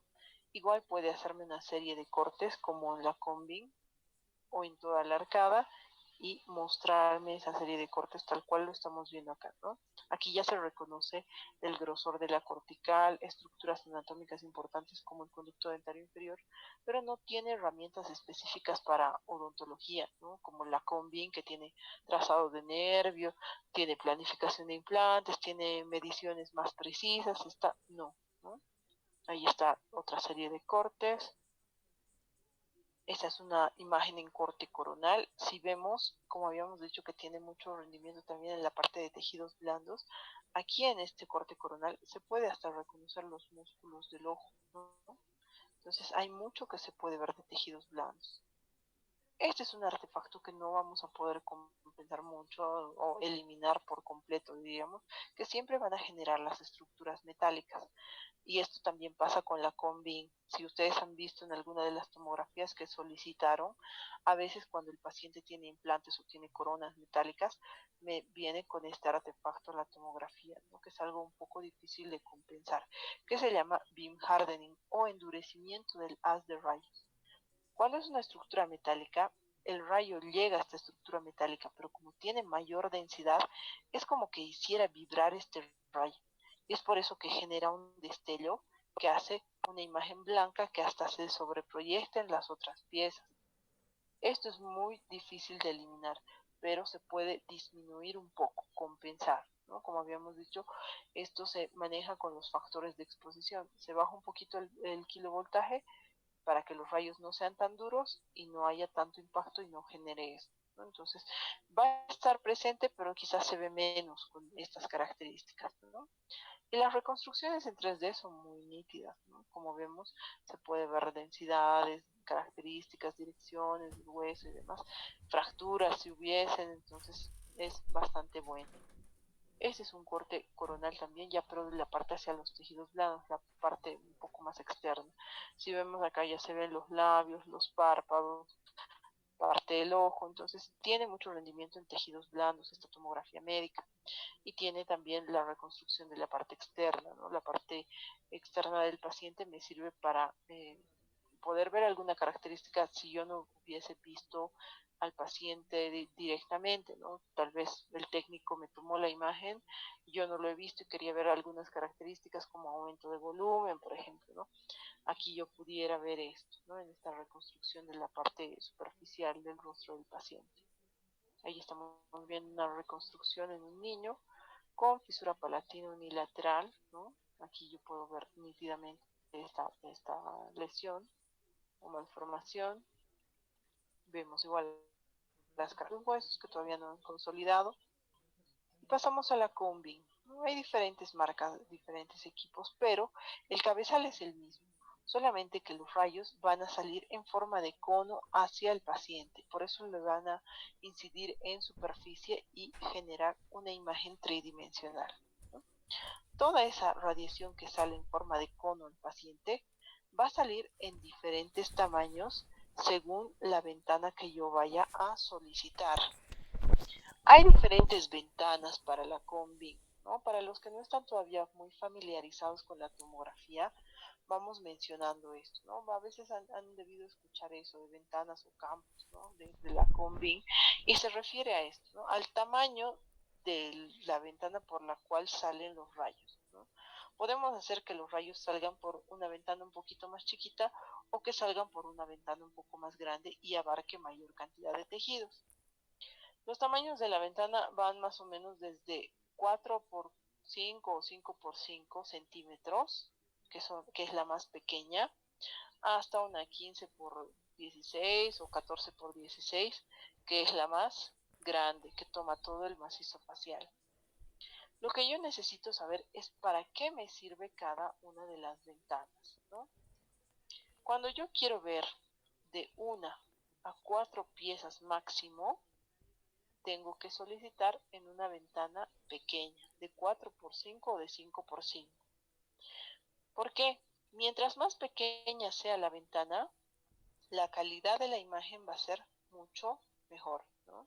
Entonces, si quiero para endodoncia, por ejemplo, generalmente los endodoncistas siempre solicitan esa ventana, la más pequeña, porque esa ventana viene con un modo HD, lo cual no vienen las otras ventanas. Entonces ahí todavía ya tengo mucha mayor definición en la calidad de la imagen y puedo ver mejor detalles que necesito ver para endodoncia, ¿no? Conductos o conductos accesorios o trazos de fractura, endorrizálisis, cualquiera de esas características, ¿sí?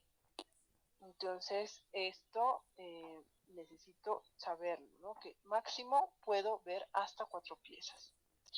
Hay una ventana un poquito más grande que puede abarcar un solo maxilar, ¿no? Que es la 5 por 8. Esa yo puedo ver o solicitar cuando necesito ver solamente un maxilar. Y puedo solicitarla tanto para el maxilar superior como para el maxilar inferior. ¿Sí? Entonces una ventana de 5 por 8.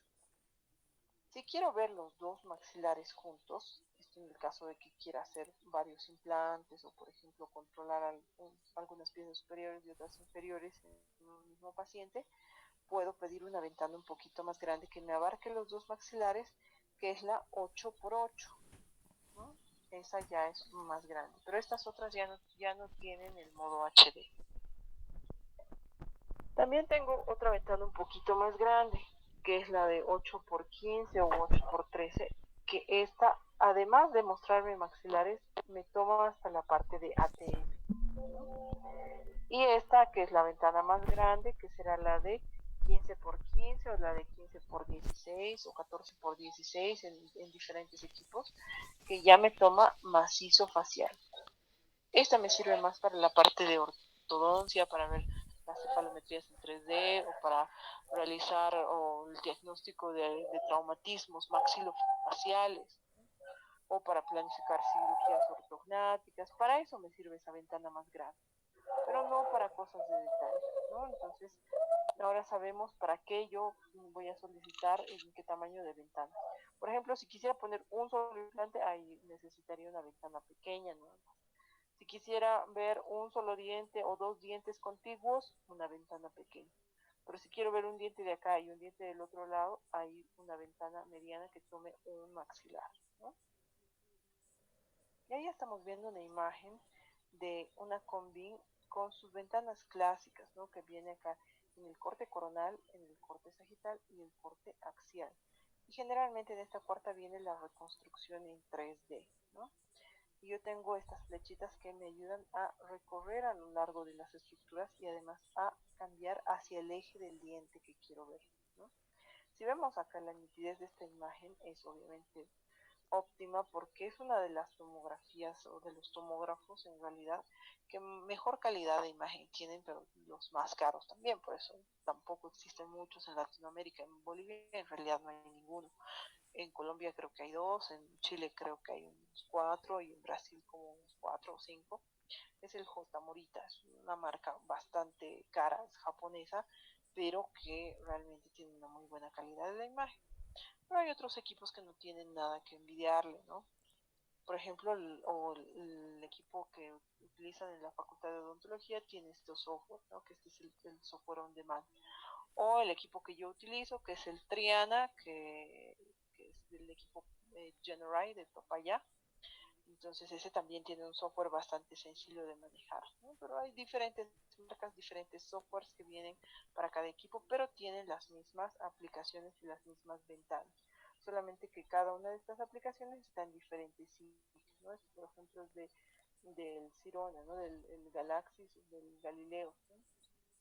Que me permiten muchas cosas. Igual casi todos tienen lo mismo, ¿no? La marcación de nervio, tienen planificación de implantes, tienen herramientas de medida, entonces prácticamente todos los diferentes softwares tienen lo mismo, ¿no?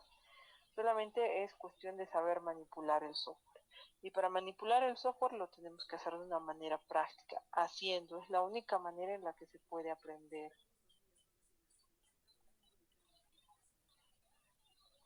Recibimos también la impresión en un acetato o en una placa de ciertos cortes donde está localizada la lesión o de la pieza que yo quiero observar, ¿no?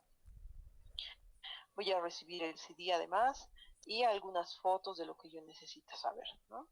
Vamos a explicar un poquito de resonancia. Vamos a profundizar esto de tomografía más adelante, ¿no? Quizás ya cuando se normalice todo, vamos a programar con el doctor Miguel alguna práctica, un curso práctico, un taller práctico de manejo de software de tomografía.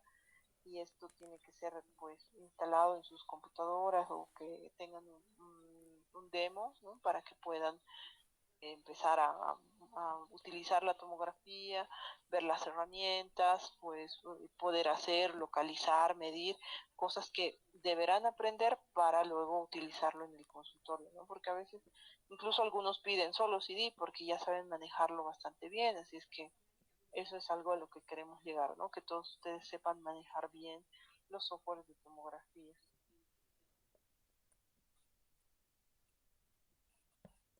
Esto vamos a verlo ahora de resonancia. En la parte de resonancia vamos a explicar un poquito, ¿sí?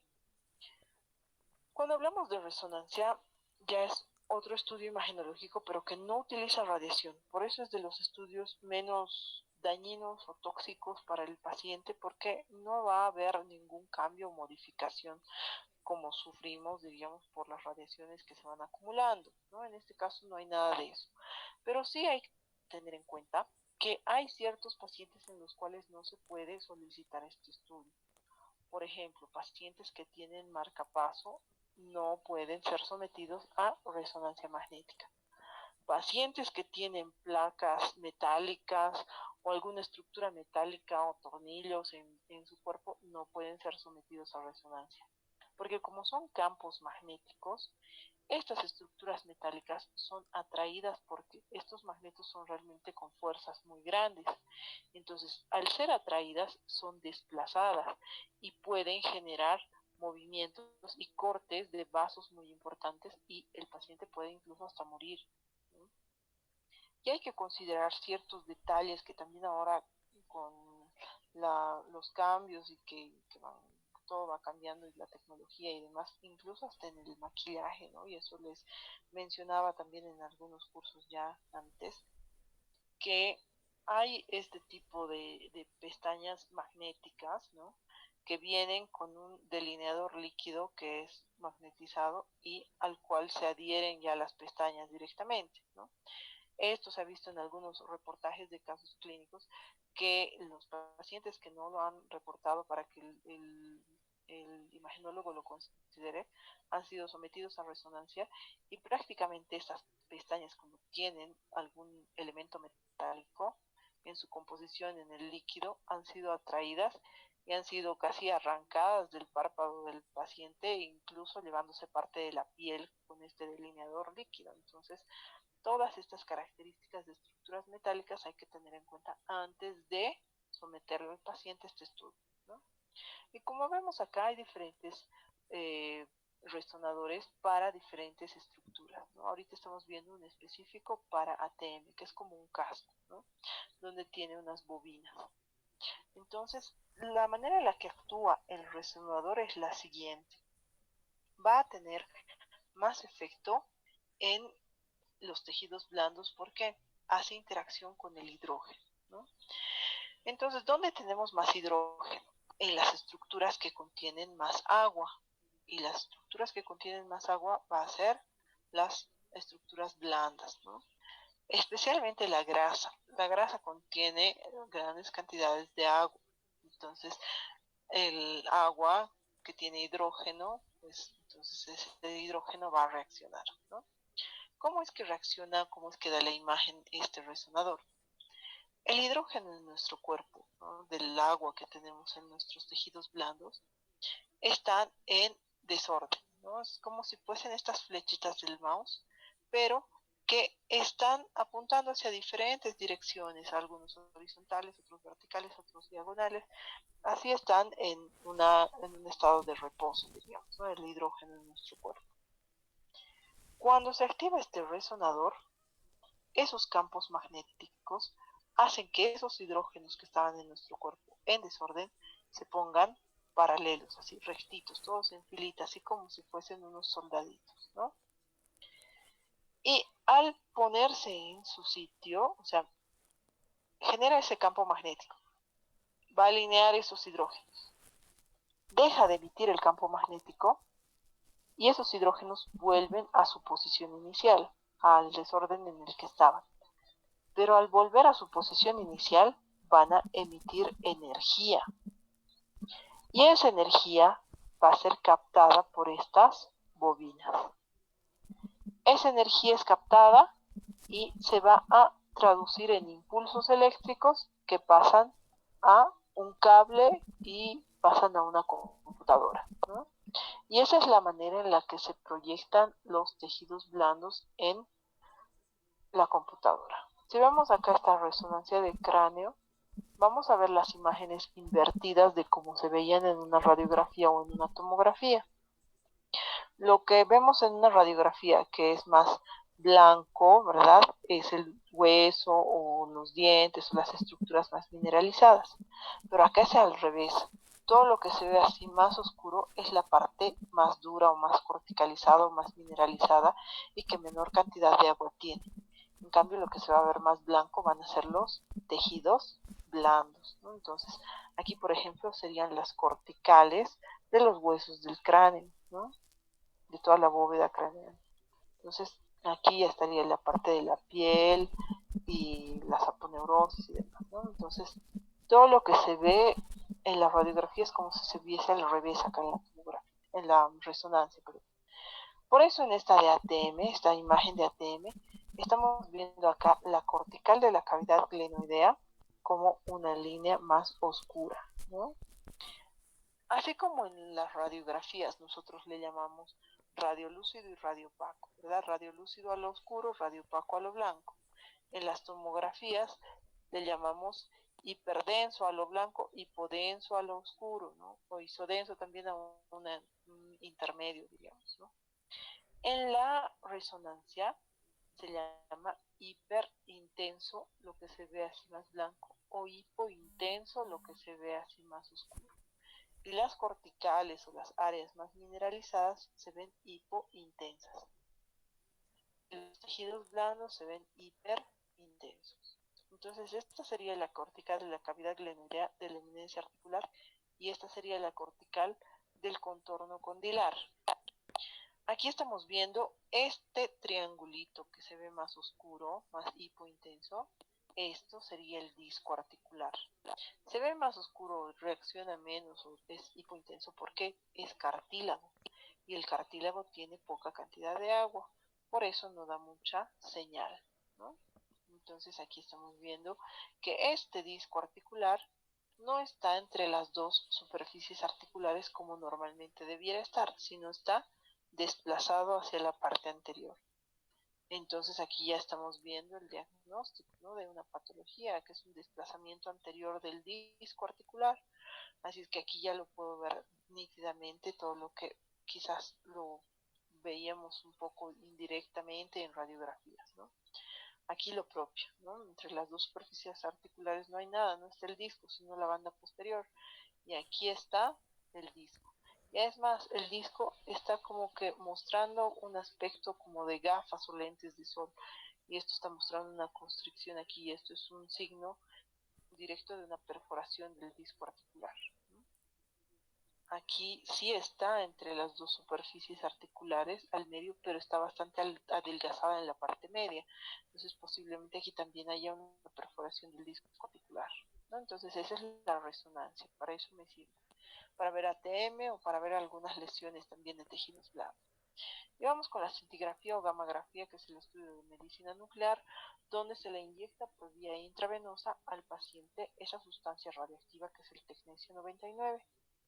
Esa sustancia va a hacer que el paciente se convierta en la fuente de rayos, pero no van a ser rayos X, sino van a ser rayos gamma. O sea, el paciente empieza a emitir radiación, ¿no? Se le inyecta esa sustancia que es sustancia radioactiva, se espera a que circule por el torrente sanguíneo y el paciente empieza a emitir estos rayos gamma.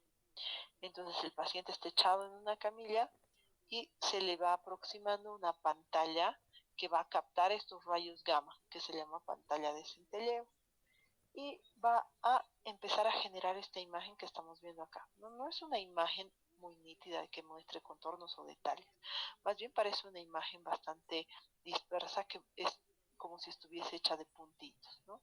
Pero son estos puntitos los que van a ayudar a la interpretación de las lesiones. Estas zonas donde hay mayor condensación de puntitos o más oscuros se llaman zonas calientes. Y estas zonas donde están un poco más blancos o más dispersos se llaman zonas frías. En las zonas calientes es donde mayor actividad osteoblástica y osteoclástica hay. Esto es normal a nivel de las articulaciones y especialmente en pacientes que todavía están en proceso de crecimiento y desarrollo. Pero cuando es un paciente adulto, ahí ya podemos empezar un poquito a preocuparnos. O cuando esto se ve en áreas donde no hay articulaciones, ¿no? Por ejemplo, acá en el cráneo, ¿no? Ahí ya empezaríamos a sospechar de la presencia de ciertas lesiones. Esto me mostraría metástasis de cánceres, ¿no? Me sirve para detectar eso. Me sirve para detectar lesiones inflamatorias hasta 48 horas después de instalado el proceso, o sea, en etapa aguda, cosa que ninguna imagen demuestra estas lesiones en etapa aguda, ¿no? Pero solamente se utiliza en ciertas lesiones, no en cualquier lesión, porque es un estudio muy tóxico para el paciente. Esto hace que el paciente siga emitiendo rayos gamma por un tiempo, entonces se tiene que quedar como una especie de cámara especial donde está súper blindada hasta que deje de emitir estos rayos y recién pueda irse a su casa, ¿no? Porque si no estaría irradiando a todo el mundo en la calle y ese no es la situación, ¿no? Entonces, esto es solamente para ciertas patologías muy especializadas, no para cualquier caso, ¿no? Y pues con eso terminamos el tema de técnicas imagenológicas. Si tienen alguna pregunta, doctores, con mucho gusto. Tal vez la han hecho en el chat. Voy a revisar el chat y si no, pueden activar sus micrófonos y podemos ver, ir respondiendo las preguntas. A ver, ¿hay alguna pregunta? Bueno, veo que en el chat no hay nada. Pero si es que tienen alguna pregunta, doctores, pueden activar sus micrófonos ahora y hacerla directamente o escribirla también en el chat. Ya, muchas gracias, doctora Lina. Estaba muy buena la presentación. Es la primera parte hoy, la jornada. Y pues bueno, hay algunas preguntas acá mientras los colegas se van animando a las preguntas. Dice, ¿es verdad que los equipos de rayos X portátiles, vale decir como las cámaras que llegan últimamente, supuestamente tienen menor radiación, aumentan la posibilidad de absorber mayor radiación secundaria por la proximidad de la toma? Sí, eso es bastante cierto, porque los equipos de rayos X portátiles no están hechos para un trabajo cotidiano en el consultorio, ya que el operador tiene que sujetar este equipo como si fuese una cámara fotográfica, casi próximo a su cuerpo. Por más que el operador utilice un mandil plomado, ¿no? Un mandil de operador que realmente protege la parte de la tiroides collar tiroideo y llega a cubrir hasta por debajo de las rodillas, hay áreas que no están protegidas o no están cubiertas. Por ejemplo, los brazos, la cabeza, y en la cabeza tenemos órganos muy radiosensibles como las retinas. Entonces, el operador tendría que estar usando guantes plomados, un casco plomado y todas estas características para estar realmente protegido, cosa que no hay, ¿no? Tampoco hay mucho a la venta estos elementos de protección. Entonces siempre va a recibir una dosis de radiación secundaria por estar próximo al paciente. No hay esa distancia que habíamos recomendado entre el equipo y el operador para que los rayos no le puedan llegar, y menos entre el operador y el paciente, ¿no? Que habíamos dicho alejarnos 180 centímetros por lo menos, o prácticamente 2 metros, ¿no? Entonces, toda esa radiación que está saliendo del paciente va a llegar directamente al operador a las áreas que no están protegidas. Así es que no es recomendable. Se puede utilizar este equipo portátil solo para trabajos muy excepcionales como trabajos de campo, ¿no? Donde tenga que hacerse alguna extensión, pero realmente tomando en cuenta estas características, ¿no? Pero no es recomendable. Si bien dicen que sí utiliza menos radiación y demás, pero la radiación secundaria no hay manera de evitarla. Ya, muchas gracias, Ali. Hay otra pregunta también. Claro que Dice, sí. ¿a qué radiación recomienda o a qué intensidad, no? Trabajar en el momento que utilizamos con sensor digital. Me imagino con respecto o en comparación a las periapicales o a la película normal. Claro que sí. Cuando tomamos una radiografía convencional, para cada diente hay un tiempo de exposición, ¿no? Por ejemplo, para los incisivos es como 0,32, ¿no? Entonces, ahí sería con 0,16. Entonces, si estoy tomando incisivos inferiores, que es 0,25, ahí sería con 0,12. Si estoy tomando molares, que es con 0,64, ahí ya tomaría con 0,32. Entonces, si no tengo, digamos, un tiempo específico en digitales, que ahora ya lo tienen todos los equipos preapicales, si mi equipo es un poquito más antiguito y no tiene estos tiempos, pues bajarle así a lo que me muestra el equipo. ¿no? Sí, generalmente estos son los tiempos de exposición que se utilizan para los dientes, ¿no? Pero bajarle a la mitad sería con ese tiempo de exposición, ¿no? ¿Alguna otra cosa, doctores? Sí, hay otra pregunta. Dice otra pregunta. ¿Se toma en cuenta si el paciente tiene cadera de metal o pernos metálicos en pierna para la resonancia magnética? Y si puede compensar para pedir la resonancia. Si la resonancia se va a hacer en la región de la cadera o la pierna, esto no se puede, ¿no? Pero si va a ser en la cabeza, no hay problema, ¿no? Entonces, hay los sensores, perdón, las bobinas y el resonador específico para cada región. Entonces, si quiero ver una región en específico y la estructura metálica está alejada de no hay ningún problema. Pero si está en el área, es mejor no solicitarlo. Ya. Hay otra pregunta, doc. ¿Cuál es la posición correcta que debe tener el paciente para la toma de radiografía periapical con la técnica de bisectriz? Me imagino con respecto a la cabeza y también el tronco, ¿no? Claro que sí. Para radiología hay 3 posiciones para las tomas radiográficas. Están la posición 1, posición 2 y posición 3. La posición 1 debe ser con el paciente sentado, con la espalda erguida, sujetando la película ya, ¿verdad? Y se debe colocar el plano oclusal paralelo al piso a boca abierta para el maxilar superior. ¿Cómo se logra esto? Debemos colocar una línea imaginaria que pase del trago al ala de la nariz paralelo al piso, ¿no? Ahí. Entonces, esa es la posición 1 para la toma del maxilar superior. Para el maxilar inferior, debo hacerle reclinar un poquito más la cabeza, trazando una línea imaginaria del trago a la comisura labial paralelo al piso. Y la posición 3 ya es para técnicas un poquito más especiales. Eso es con la cabeza totalmente reclinada hacia atrás, de tal manera que el plano oclusal esté perpendicular al piso. Y eso se toma así con toda la cabeza reclinada hacia atrás, porque el rayo para estas técnicas especiales debe entrar por debajo del mentón. Entonces el paciente tiene que estar realmente con la cabeza muy reclinada y ahí dando espacio a que el rayo ingrese por debajo del mentón. Esas son las 3 posiciones para las tomas radiográficas. Ahí sí se cumplen las angulaciones. Ya.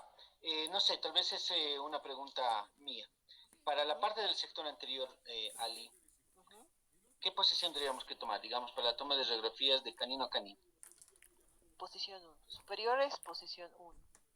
Ya, plano horizontal, La el línea maxilar del trago al superior. ala de la nariz paralelo al piso, ¿no? O sea, Paralelo al piso. ligeramente el paciente, para lograr esto más o menos, el paciente tiene que mirar un poco hacia sus rodillas. Ahí casi automáticamente se coloca ese plano paralelo al piso y ya yo voy corrigiendo un poquito, mirándolo de perfil al paciente, tomando en cuenta esa línea del trago al ala de la nariz paralelo al piso. Ya. Una pregunta más, Ali. ¿Hay técnica de o la técnica de aleta de mordida para el sector anterior? ¿O cómo se puede tomar radiografía para ver lesión cariosa en el sector anterior? Se puede tomar aleta de mordida en el sector anterior, claro que sí, pero si existe mucho balanceo o hay dificultad de colocar la película de una manera adecuada, se puede utilizar la técnica del ángulo bajo, como habíamos mencionado, ¿no? Colocar la película como si fuese una periapical, pero en vez de incidir en la raíz, incidir en la corona.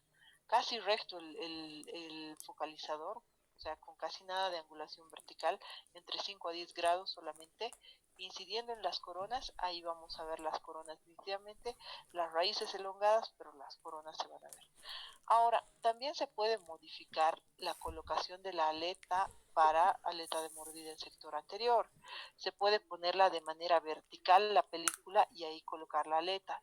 Eso me daría un poquito más de extensión, diríamos, para llegar o alcanzar incluso hasta el tercio medio radicular, ¿no? Entonces, hay todas esas variaciones de la técnica interproximal o aleta de mordida. Incluso hay dentro del juego de posicionadores uno que me sirve para tomar aleta de mordida, ¿no? Que es como si fuese un palito solamente. Este no viene con arito. Si es que algunos tienen el juego de posicionadores, lo deben tener en su casa, que es como si fuese un palito solamente con un respaldo para la película. Ese ya me viene incluso con la angulación predeterminada. También es solamente hacer coincidir esa varillita que viene con el posicionador y nada más. Ya. Hay otra pregunta. ¿Algún reparo anatómico para la técnica mesializada o distalizada? Reparo anatómico en realidad no. Depende de la pieza que yo estoy tomando, ¿no? Generalmente esta tiene para localizar dientes retenidos mayor rendimiento en la región anterior, pero para localizar raíces y conductos también se puede utilizar en la región posterior, ¿no? Esto no es específico de una sola región. Pero, como habíamos dicho, nuestro punto de partida va a ser la radiografía periapical convencional. Ese es nuestro punto cero, nuestro punto de inicio. Una vez haya tomado la radiografía periapical, sin mover nada de las angulaciones, debo solamente mover un poquito la angulación horizontal 20 grados hacia mesial y para la distal 20 grados hacia distal. Esa es la única característica. Después reparos anatómicos no, porque depende de cada región, ¿no? En cada pieza va a ser diferente. Ya. Hay otra pregunta más, Ali. En la técnica de Clark, ¿qué desdoblamiento es el ideal para la visualización de los conductos en molares? ¿Tanto molar superior o molar inferior? Bueno, ¿no? En el molar inferior al que hay que verlo es a los dos conductos mesiales. Y en el y en el superior, pues bueno, a veces se confunde el mesial con el palatino. Si nos puedes ayudar con eso. Claro que sí. Si queremos ver los mesiales, tenemos que incidir desde distal, ¿sí? Siempre el lado contrario. Y si queremos ver el mesial y palatino, también desde distal, ¿no? Ahora, si queremos ver algo en distal, mejor incidir desde mesial, ¿no? Si queremos hacer una sola incidencia, además de la céntrica. Siempre el lado contrario. Ya. Con tu experiencia, Ali, ¿qué sensor de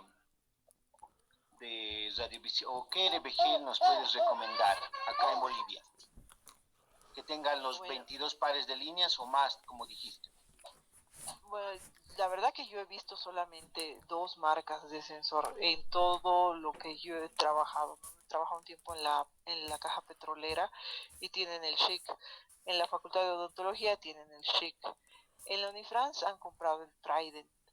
Pero la verdad que yo he visto una mejor calidad de imagen a este Trident. En el Schick a veces pues habían ciertas distorsiones que incluso con las intraorales pues las veía mucho mejor, pero con el Trident realmente he visto una buena definición, buen dibujo y creo que no ha estado tampoco muy cara, ¿no? La única desventaja de este Trident es que es un poquito más pequeñito el sensor, eso quizás no me gustaba mucho, pero solamente he visto estos dos. Igual en Perú he trabajado con el Chic. Creo que el Chic es el cual más vende y el que más aceptación tiene en todo lado, ¿no? Pero he visto estas diferencias entre este y el otro. Ya, muchas gracias, Ali. ¿Alguno de los colegas tal vez quiere hacer una pregunta? Puede activar el micrófono o también escribe al chat para que yo le pase las preguntas.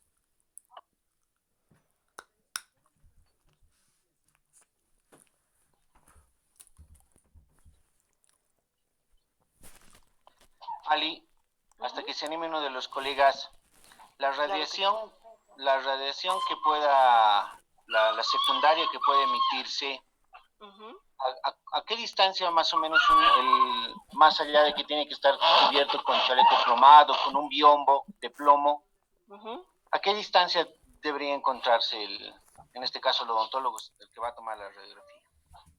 180 centímetros. Ese es el alcance de las radiaciones. Entonces, para evitar todo esto es mejor tomar esta distancia. Ahora que si estamos detrás del biombo plomado, no hay ningún problema porque ese escudo va a absorber todas las radiaciones. Entonces, esto es mucho mejor todavía que solamente el mandil plomado porque ahí estamos protegiendo todo,